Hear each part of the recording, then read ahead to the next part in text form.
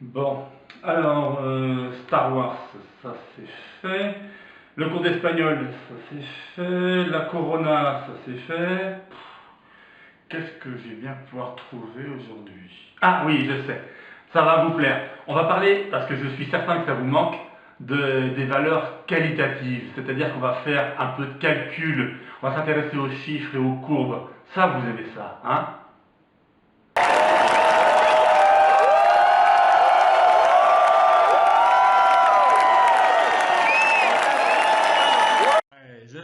Ouais, je savais bien que ça allait vous plaire. Alors, on va prendre le livret à la page 29. Vous voyez, page 29, page 30, page 31, je la tourne en même temps, et page 32. Vous voyez que tout est vide. Eh bien, on va remplir tout ça. Alors, on va y aller doucement quand même sur les critères quantitatifs. On va commencer par justement quelques appréciations qualitatives, parce qu'il ne faut pas abuser des bonnes choses. Alors, il y a 18 questions à se poser, ce sont les critères habituels qui sont retenus. Il y a beaucoup d'agences, il y a quelques théoriciens de la pub qui disent quand on a préparé une publicité, on doit se poser 18 questions. Waouh! Alors effectivement, je ne vais pas vous demander de les retenir par cœur, hein, mais on va essayer de voir si à chaque fois on peut retenir tous ces critères. Donc vous pouvez vous faire votre petit pense-bête. Et à chaque fois que vous concevez une pub, vous vous dites est-ce que j'ai bien répondu à cela? Premier critère, l'impact. Alors l'impact, qu'est-ce que c'est? Est-ce que j'ai une pub qui marque les esprits? Alors, vous verrez qu'il y a plusieurs critères qui se mélangent un petit peu, qui sont assez cousins, hein, qui sont même très très frères, on va dire. Le deuxième critère, c'est la positivité. Est-ce que je délivre un message positif, hein? Est-ce que je ne suis pas en train de dénigrer quelque chose qui fait que quand on se dénigre quelque chose, on se dénigre soi-même? Ça, vous le savez. Donc, est-ce que je suis bien positif? Est-ce que je suis cohérent? Cohérent entre ce que mon produit fait, l'univers de ce produit, l'univers de la cible. La cible, on va y revenir tout à l'heure. La ligne de démarcation, est-ce que je suis capable de me démarquer par rapport aux autres messages publicitaires? Ensuite, l'attribution. Est-ce que quand on parle de ce message ou quand on entend la musique qui l'accompagne, quand on voit les couleurs, est-ce qu'on reconnaît, est-ce qu'on me reconnaît, est-ce qu'on reconnaît ma marque? Ça, c'est effectivement très important. L'adéquation, L'adéquation, c'est un petit peu comme la cohérence, quelque part. Je vous disais qu'il y avait des critères qui étaient assez cousins. L'adéquation, c'est est-ce que je suis bien adapté, est-ce que mon message est bien adapté à l'ensemble, à la cible notamment. Donc ça fait partie des critères qui s'entremêlent. Mais vous pouvez vous poser toutes ces questions à chaque fois. Autre critère, la compréhension. Est-ce que mon message est clair? Est-ce qu'il est compréhensible? Alors, on pourrait revenir sur ce qu'on avait vu lors de la séance précédente sur Benetton, où on peut se demander si le message est bien compréhensif, hein, ou compréhensible. Là, c'est un petit peu différent parce qu'on touche à de la création pure et à de la provocation. Mais pour l'instant, on va s'en tenir à des messages plutôt relativement plus simples et on va essayer de faire en sorte qu'ils soient bien compréhensibles par tous. L'acceptation. Est-ce que j'accepte l'idée? Même si je fais de la publicité dithyrambique, est-ce que j'accepte l'idée? Je reviens sur, par exemple, vos camarades qui avaient fait il y a 2 ans une publicité sur Biocop. Bon. Alors, effectivement, il y a un message un petit peu douteux, borderline. Je ne suis pas sûr qu'au niveau grand public, ça passerait. Mais est-ce que vous acceptez ce message? Est-ce que je l'accepte comme étant quelque chose qui est recevable, hein, qui permet de comprendre? Est-ce que j'accepte cette forme d'humour? C'est ça qui est important. Le 10e critère, la crédibilité. Est-ce que ce que je dis est crédible, même si je suis dans la fonction dithyrambique, hein? Est-ce que je reste malgré tout crédible? La résolution de problèmes. Est-ce que mon produit arrive à résoudre un problème, ou en tout cas répond à une attente que j'ai, qui existe, ou une attente qui pourrait exister, ou un désir, ou quelque chose qui pourrait me faciliter la vie? La force de rétention, alors c'est quoi ça? Eh bien, c'est le fait qu'on puisse retenir la publicité. Hein, une publicité que l'on retient parce qu'on la retient par son esthétisme, on la retient par sa musique, on la retient par un certain nombre de de critères comme cela? Et est-ce que la force de mon produit, la force de ma production va être facilement mémorisée par le spectateur? Le passage à l'acte, alors ça, c'est comment on va faire pour que mon client, donc mon spectateur, puisse passer à l'acte et donc acheter le produit. Ça, c'est un aspect aussi extrêmement important. La déclinaison, c'est l'exercice un petit peu que vous allez faire en TD. Je vais vous demander dans un premier temps de faire des flyers, un flyer pour votre produit, et je vais vous demander de faire ensuite un spot audiovisuel. Alors soit vous le faites cette année, enfin vous verrez les modalités, soit on le fera en début de semestre 3 pour des raisons pratiques de déconfinement, mais c'est pour dire qu'il y a par exemple une pub que je fais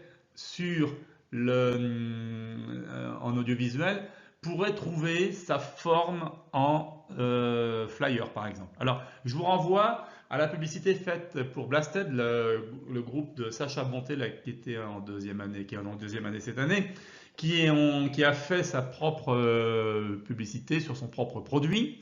Et vous avez la pub vidéo au départ avec des prises de vue qui ont été faites à Nantes, notamment avec les toits de la ville de Nantes. Et à la fin, vous avez le flyer où on voit une jeune femme qui porte un des vêtements avec en arrière-plan la ville. La résistance au temps. Alors ça c'est très important, hein. Vous regardez des vieux films. Bon, la semaine dernière, j'ai un peu repris comme critère culturel Star Wars. Bon, est-ce que ça résiste? Quand on regarde les premiers épisodes, bon, ben, on s'aperçoit qu'il y a des effets spéciaux qui ont un petit peu mal vieilli, par exemple. Alors c'est un peu cet ordre d'idée. C'est-à-dire que, est-ce que ma publicité que je fais aujourd'hui va être encore valable demain et l'année prochaine? Ça, c'est important aussi. L'appréciation, donc ça c'est le critère, le stade affectif. Hein, il y a le critère cognitif, je connais, le stade affectif, j'apprécie, et enfin le stade cognitif, je passe à l'acte, mais ça on en a parlé tout à l'heure. Donc l'appréciation, est-ce que j'aime le produit? L'esthétique, donc la beauté, hein, la qualité de réalisation. Blasted par exemple, je vous renvoie à cela. Donc qualité de réalisation autant dans le tournage que dans la réalisation du flyer. Hein, un produit, il faut qu'il soit beau également. Et enfin, le budget. Alors ça, c'est un critère un peu plus quantitatif, mais en même temps, il faut qu'il y ait une cohérence entre les moyens qu'on veut mettre et le message que l'on veut faire passer. Et ça, c'est très très important, parce que c'est le nerf de la guerre. Alors, vous pouvez faire des grandes choses avec peu de moyens, et puis vous pouvez faire des choses horribles, et je reste poli, avec beaucoup de moyens. Je crois que je vous ai passé un reportage qui avait été diffusé sur Arte sur le monde merveilleux de la publicité où quelqu'un disait on peut faire, il vaut mieux du talent que de l'argent. Bon, on peut faire beaucoup de choses avec du talent, on peut aussi faire beaucoup de merde avec de l'argent. Hein. Voilà, donc l'argent ne suffit pas. Alors attention, ces critères, ce sont des appréciations. Ce n'est pas une mesure quantifiable, y compris pour le budget.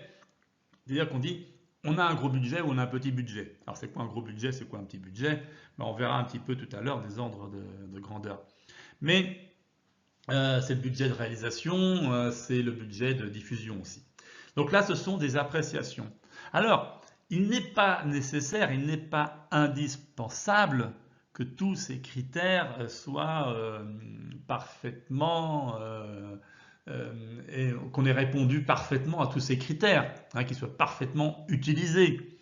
Mais il faut se poser la question de savoir est-ce que par rapport à l'impact, par rapport à la cohérence, par rapport à la déclinaison, par rapport à la force de rétention, est-ce qu'on est bon quoi? Donc il faut être bon sur quand même au moins la moitié des critères et pas mauvais sur les autres. Je crois que c'est la question qu'il faut se poser. Voilà, alors ça c'est un peu particulier comme exercice, mais ça permet déjà, quand on a fini sa publicité, quand on a fini sa réalisation, ou quand on a écrit le scénario, on s'est dit, bon, voilà, tiens, posons-nous la question, on fait un petit brainstorming, et qu'est-ce qu'on en pense de notre réalisation en prenant ces critères un par un. Voilà. Alors, toujours au niveau de la mesure de l'efficacité, on peut se livrer à des pré-tests qualitatifs, page 30, donc petit b du grand F. Les petits tests, on les fait avant la campagne, on réunit des groupes tests de moins de 10 personnes, et là, c'est des études qualitatives, hein, évidemment. On soumet la campagne, donc on soumet une affiche par exemple, ou une pub à ce petit groupe de 10 personnes qu'on essaye de constituer comme étant représentatif, hein, d'une population cible. Et on leur demande d'abord de comprendre la valeur de la communication. Est-ce qu'ils ont compris la valeur de la communication? On essaie de déceler les blocages éventuels, c'est-à-dire que est-ce qu'il y a des réticences, est-ce qu'il y a des points qui pourraient gêner la compréhension, et donc on va essayer de baliser ce qu'on appelle les zones de risque, c'est-à-dire ce qui pourrait se retourner contre nous par exemple, ou ce qui pourrait ne pas être bien compris. Alors ceci oui, alors j'ai pas fini, optimiser ce qui doit l'être, c'est-à-dire qu'il y a peut-être des points plutôt à valoriser. Alors on peut faire du post-traitement, ce qu'on appelle le post-traitement, c'est-à-dire après avoir fait le tournage, grâce à des petits bancs titres, grâce à des insertions d'images, on peut renforcer certains points. Alors ça, ce sont des entretiens très libres en présence d'un animateur. Bon, en général, l'animateur, c'est quelqu'un qui est formé en sociologie, qui permet d'essayer de comprendre le fonctionnement d'une population cible par rapport à un message.